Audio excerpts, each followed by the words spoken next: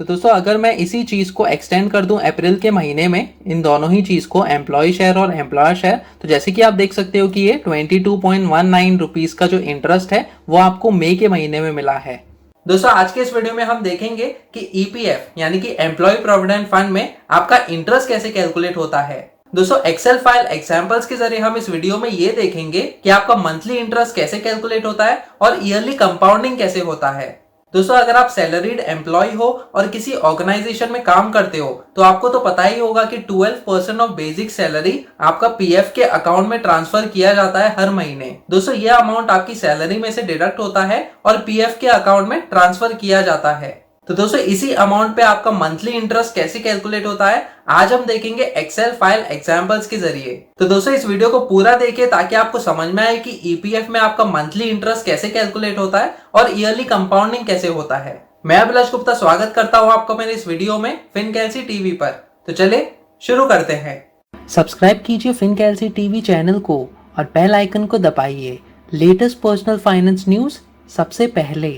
तो दोस्तों जैसे कि आपको पता होगा कि आपका जो बेसिक सैलरी है उसमें से 12% डिडक्ट होता है और आपके पीएफ के अकाउंट में हर महीने ट्रांसफर किया जाता है और इतना ही अमाउंट एम्प्लॉयर की तरफ से भी कंट्रीब्यूट किया जाता है। दोस्तों तो आपके पीएफ के अकाउंट में एम्प्लॉय शेयर होता है और एम्प्लॉयर शेयर होता है। तो एम्प्लॉय शेयर जो है वो 12% होता है दोस्तों, लेकिन जो एम्प्लॉयर शेयर है उसमें से सिर्फ 3.67% जो है दोस्तों वो पीएफ के अकाउंट में ट्रांसफर किया जाता है। बाकी का एम्प्लॉयर शेयर या आपके ईपीएस यानी कि एम्प्लॉय पेंशन स्कीम में ट्रांसफर किया जाता है दोस्तों।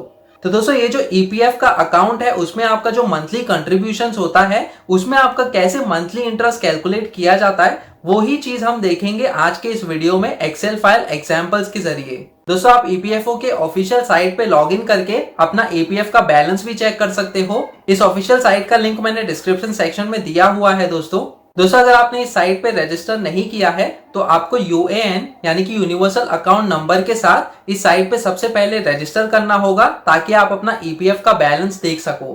दोस्तों आपको ये यूएएन नंबर आपकी पे स्लिप से भी मिल जाएगा। दोस्तों इस साइट पे लॉगिन करके आपको हर तरीके की डिटेल्स मिल जाएंगी, जैसे कि आपका हर महीने कितना कंट्रीब्यूशन होता है, एम्प्लॉय शेयर कितना है, एम्प्लॉयर शेयर कितना है और अभी तक आपका कितना एक्यूमुलेटेड बैलेंस हुआ है वो भी आपको मिल जाएगा दोस्तों इस साइट पे।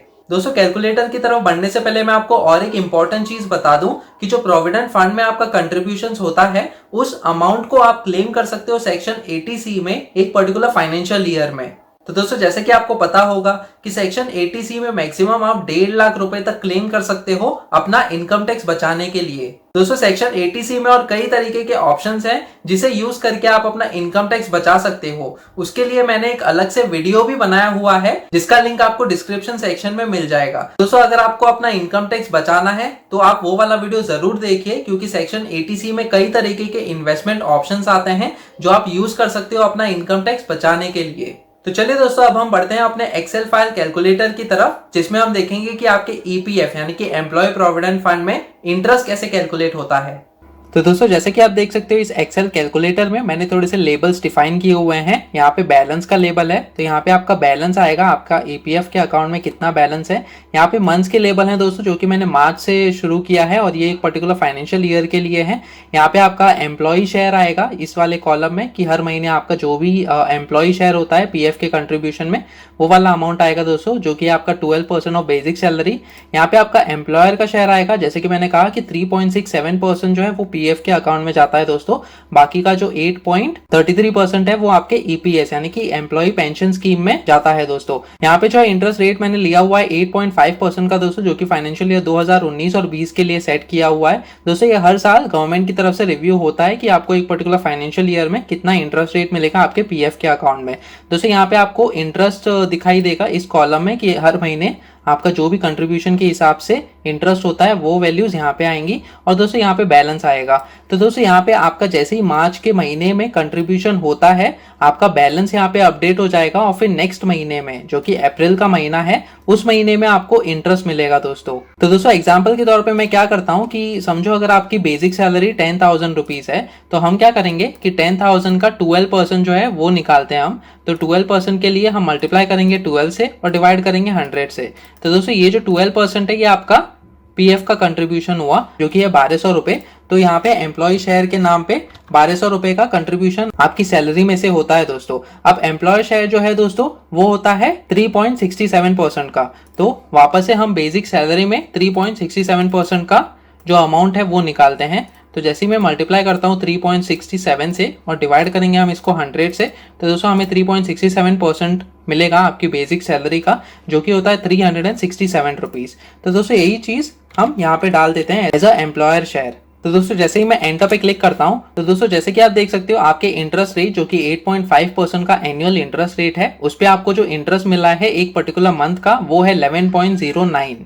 तो दोस्तों ये आपका इंटरेस्ट कैसे मिला है वो मैं आपको बताता हूँ अभी। तो दोस्तों जैसे कि मैं पिछले वीडियोस में बताते आ रहा हूँ कि इंटरेस्ट कैलकुलेट करने का बहुत ही सिंपल सा फॉर्मूला है, जो कि है आपका जो इंटरेस्ट रेट है वो। तो दोस्तों यहाँ पे एक इंपॉर्टेंट पॉइंट नोट करने की ये है कि ये जो इंटरेस्ट रेट है ये महीने का इंटरेस्ट रेट है, और जो हमने यहाँ पे डाला है वो साल का इंटरेस्ट रेट है। तो हमें महीने का इंटरेस्ट रेट लाना होगा, जो कि हम ला सकते हैं 8.5 का जो साल का इंटरेस्ट रेट है उसको हम डिवाइड करेंगे 12 से, क्योंकि साल में 12 महीने होते हैं और इसी हिसाब से हमको महीने का इंटरेस्ट रेट मिल जाएगा। उस चीज को हम अमाउंट से मल्टीप्लाई करेंगे। ये वाला जो अमाउंट है दोस्तों ये आपका बैलेंस है, जो कि है 1567, जो आपका कंट्रीब्यूशन के बाद आपको बैलेंस मिला है, जो आपका employ share plus employer share है दोस्तों। और बाकी का अगर कोई भी बैलेंस था आपके प्रीवियस ईयर का वो वाला बैलेंस होगा दोस्तों।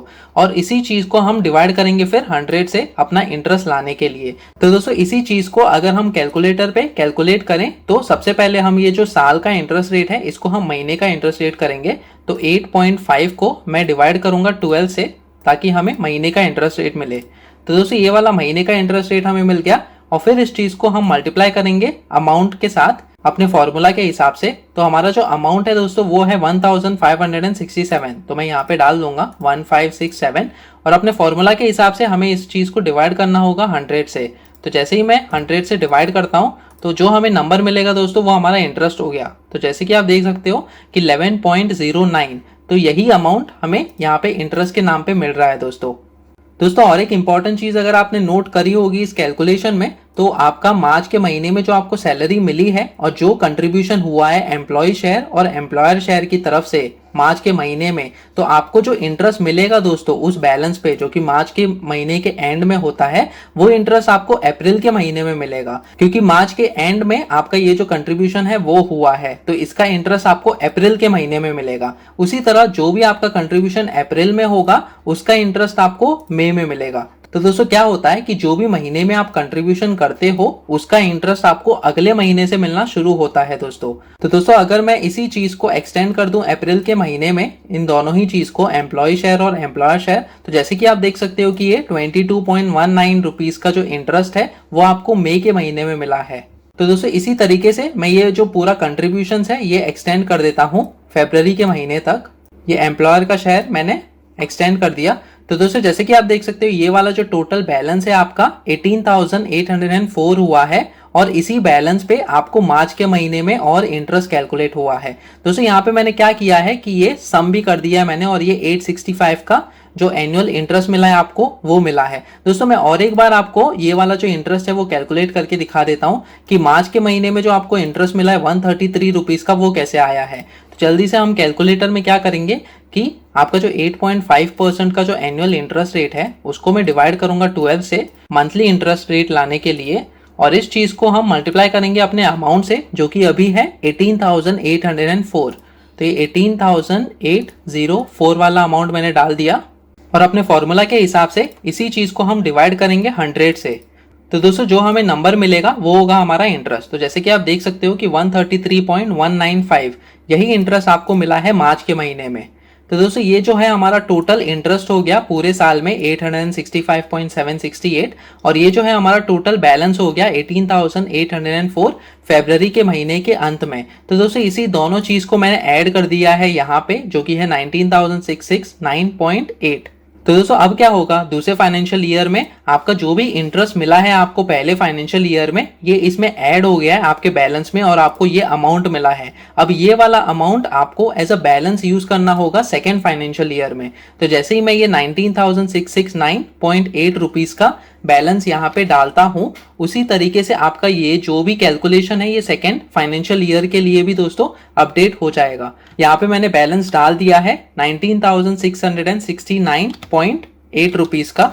तो दोस्तों जैसे ही मैं एंटर पे क्लिक करता हूँ तो जैसे आप देख सकते हो कि कंट्रीब्यूशन आपका वैसे का वैसे ही रहेगा। अगर बढ़ता है तो आप बढ़ा के भी चेक कर सकते हो कि आपका कितना इंटरेस्ट कैलकुलेट होता है, लेकिन सिंप्लिसिटी के लिए मैंने ये सेम रखा है कंट्रीब्यूशन, और इसी हिसाब से आपको इस इंटरेस्ट रेट के हिसाब से वैसा ही इंटरेस्ट मिलते जाएगा। लेकिन दोस्तों अब जो आपको इंटरेस्ट मिल रहा है वो पहले फाइनेंशियल ईयर का बैलेंस है, प्लस जो भी आपको इंटरेस्ट मिला था उस पर और ज्यादा इंटरेस्ट मिलना शुरू हो गया है दोस्तों। तो दोस्तों इसी चीज को हम कहते हैं कंपाउंडिंग, यानी कि इंटरेस्ट पे और ज्यादा इंटरेस्ट मिलना। तो दोस्तों इसी के हिसाब से पीपीएफ में जो है आपका मंथली इंटरेस्ट कैलकुलेट होता है, लेकिन कंपाउंडिंग ईयरली होता है, यानी कि जो भी आपको महीने में इंटरेस्ट मिला है वो पूरा साल का इंटरेस्ट आपके मार्च के महीने के अंत में ऐड हो जाएगा आपके बैलेंस में, और उसी बैलेंस को हम यूज करेंगे as a opening balance in the next financial year. तो दोस्तों इसी चीज को हम कहते हैं मैजिक ऑफ कंपाउंडिंग, यानी कि इंटरेस्ट पे और ज्यादा इंटरेस्ट मिलना। तो दोस्तों इसी हिसाब से आप अपने ईपीएफ के अकाउंट में अपना इंटरेस्ट कैलकुलेट कर सकते हो इस एक्सेल फाइल को यूज करके। दोस्तों इसी तरीके से मैंने बाकी के भी वीडियोस बनाए हुए हैं जिसमें हमने देखा है कि आपके फिक्स डिपॉजिट्स पे इंटरेस्ट कैसे कैलकुलेट होता है। उस वीडियो में भी हमने एक्सेल फाइल एग्जांपल्स के जरिए देखा है कि आपके फिक्स डिपॉजिट्स में इंटरेस्ट कैसे कैलकुलेट होता है। फिर दोस्तों मैंने SCSS यानी कि सीनियर सिटीजन सेविंग स्कीम्स पे भी एक अलग से वीडियो बनाया हुआ है। फिर NSC यानी कि नेशनल सेविंग सर्टिफिकेट पे भी आपका इंटरेस्ट कैसे कैलकुलेट होता है, ये भी मैंने बताया हुआ है आपको एक अलग से वीडियो में। दोस्तों पीपीएफ यानी कि पब्लिक प्रोविडेंट फंड में आपका इंटरेस्ट कैसे कैलकुलेट होता है, इसके बारे में भी मैंने अलग से एक वीडियो बनाया हुआ है। दोस्तों ये सारे के सारे वीडियोस मैंने एक प्लेलिस्ट में डाल के रखे हुए हैं जिसका लिंक आपको डिस्क्रिप्शन सेक्शन में मिल जाएगा। तो दोस्तों आप वो वाले वीडियोस भी देख सकते हो अगर आपको जानना है कि इंटरेस्ट कैसे कैलकुलेट होता है इन इंडियन सेविंग स्कीम्स में। तो दोस्तों जैसे कि हमने देखा कि आपके ईपीएफ में यानी कि एम्प्लॉय प्रोविडेंट फंड में मंथली इंटरेस्ट कैलकुलेट होता है और ईयरली कंपाउंडिंग होता है। दोस्तों ये जो ईपीएफ का एक्सेल कैलकुलेटर है इसे मैं अपने ब्लॉग पे भी अपलोड कर दूंगा और इसका लिंक मैं डिस्क्रिप्शन सेक्शन में दे दूंगा, जहां से आप इस फाइल को डाउनलोड कर सकते हो और अपना इंटरेस्ट कैलकुलेट कर सकते हो अपने ईपीएफ अकाउंट में। तो दोस्तों आज के इस वीडियो में इतना ही। अगर आपको ये वीडियो पसंद आया तो प्लीज इसे लाइक कीजिए, शेयर कीजिए अपने दोस्तों के साथ, सब्सक्राइब कीजिए मेरे यूट्यूब चैनल फिनकेलसी टीवी को। सब्सक्राइब करते समय बेल आइकन को दबाना मत भूलिएगा ताकि आगे आने वाली ऐसी वीडियोस आप देख सकें। फिर मिलेंगे किसी और पर्सनल फाइनेंस रिलेटेड टॉपिक को लेकर, तब तक के लिए धन्यवाद।